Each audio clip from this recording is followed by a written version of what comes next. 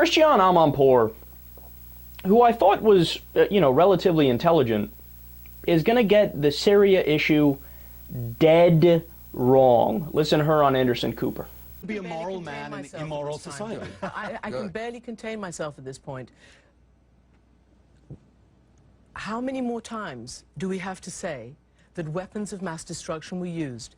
And as bad as it is to decapitate somebody, it is by no means equal. We can't use this false moral equivalence about what's going on right now. They tried to do it in the Second World War, they tried to do it in Bosnia, they tried to do it in Rwanda, and they're trying to do it now. There is no moral equivalence. And the president, wait just a second. The president, excuse me, the president of the United States and the most moral country in the world, based on the most moral principles in the world, at least that's the fundamental principle that the United States rests on, cannot allow this to go unchecked, cannot allow this to go unchecked. And I'll tell you what, President Clinton, 15, 16 years later, is still apologizing for Rwanda. I just spoke to Lanny Davis, who was once his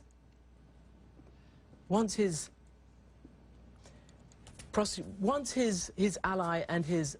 I'm so emotional about this. Yes, exactly. No. And you're right to be. And I'm right but to be. that is not the, I am that right is not to the be. state of mind to be thinking about to strategy and Excuse me. politics. Excuse me. I am going to finish. No, I'm going to finish. Okay. I'm going to finish. I'm going to finish. Well, this is when not we reason. This turn is emotion. our eyes, it's emotion. not emotion. This is history coming out. We have turned our eyes away from some of the most terrible crimes, and that is not in America's national interest. It is. No, sometimes. It isn't, It has Andrew. to be sometimes. But it is a false choice to say that if you do not care, it is if you not a full choice. It's a false choice to suggest that if I don't want the United States to drop bombs on Syria, that I do not care about the death of children. Exactly. And I think Nobody's saying that. You're playing rhetorical games. I'm sorry. That is not rhetorical games. That is the absolute truth. It is. There's so much. Actually, you were saying that. Yeah, nobody was saying that. Yes, you were. You were heavily implying that unless you're in favor of taking some sort of action in Syria, specifically the kind we're debating is, are we going to bomb them or not? So you're implying if you're not in favor of it, then something's wrong with you. And then when Charles Blow calls you out on it, you're like, no, you're rubbish. No, you're the one that's full of rubbish right now. Now, let me just be very direct here. She's screaming there's no moral equivalence. There is. In fact, there is nothing but that.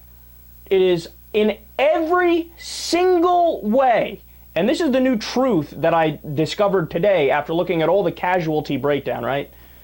It is nothing but an equivalence. Now, how can I say that? Well, let's see. On the rebel side, at least 50% of the movement, 75% according to one NBC source who's on the ground, is Al-Qaeda and Al-Nusra Front and other radical Islamic jihadists. There's the video of them cutting off somebody's head. There's the video of them murdering people in cold blood. There's another one that came out today of somebody being decapitated, right? These are not necessarily good people here, right? So on one side you have Al-Qaeda. On the other side you have Hezbollah, and arguably a dictator, right?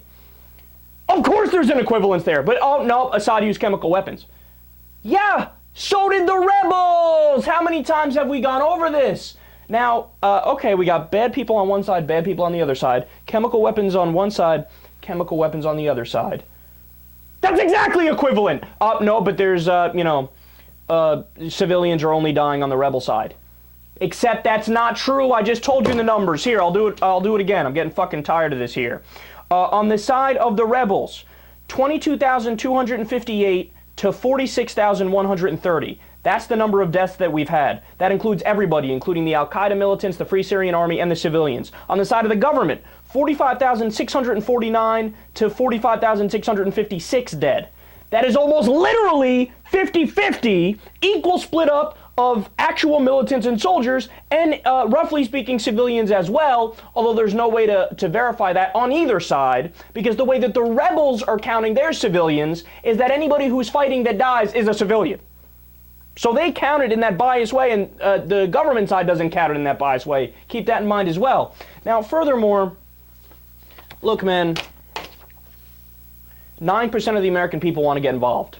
To argue it's in the United States' national interest, the only way you can actually make that argument is to say that Syria is about to invade Kentucky, and they're not. Look, I'm old school. The only time I think we should use military force is in imminent defense of the nation. Nobody in their right mind, unless they're fucking lunatic or delusional or psychopathic, can say that Syria is about to invade the United States. And last point, when she went on that thing about the virtues of America and this country never sits by idly, we're humanitarian, we're special, we do all these great things, immediately what popped in my head was this old George Carlin skit. This entire country is completely full of shit, and always has been. From the Declaration of Independence to the Constitution to the Star-Spangled Banner, it's really nothing more than one big steaming pile of red, white, and blue all-American bullshit. Because think of how we started. Think of that. This country was founded by a group of slave owners who told us all men are created equal. Oh yeah, all men, except for Indians and niggers and women, right? Always like to use that authentic American language. This was a small group of unelected white male land-holding slave owners who also suggested their class be the only one allowed to vote. Now that is what's known as being stunningly and embarrassingly full of shit. But we're special. America's so special. They haven't done anything wrong. They're so virtuous, and they always do the humanitarian thing. Now, look, Christiane Amanpour might hear my criticism and say, well, you're being unfair because that was so long ago. But we got stuff happening now, too, that we do that's fucked up. Hello, Guantanamo Bay. We're blatantly violating the United States Constitution, the Eighth Amendment protection from cruel and unusual punishment, habeas corpus, due process of law. We're breaking international law, the Nuremberg Tribunal, the Geneva Conventions. That's extrajudicial holding of people. 86 of them are innocent. We're holding them. We did torture them, right?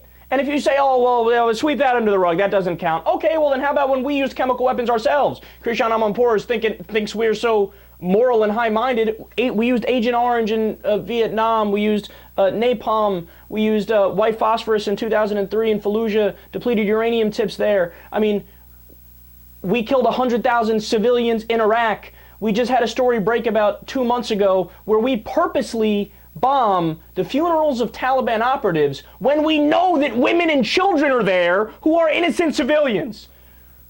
Come on, man, you can't be that naive, you can't be that stupid to think the United States is this moral authority that has the last say on everything and that we're so special and we need to get involved. Fuck off! You don't know anything about foreign policy.